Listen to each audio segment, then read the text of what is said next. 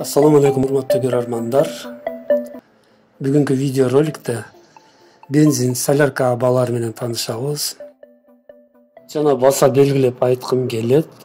Күндөн күнгө бензин солярканын баалары арзандоодо.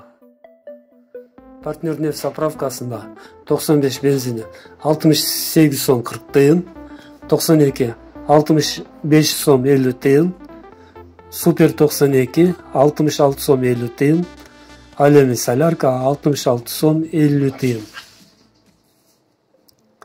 Петролиум заправкасында 95 маркасында бензин 67 сом 80 тыйын, Супер 92 66 сом 30 тыйын, 92 65 сом 50 тыйын, солярка 66 сом 80 тыйын.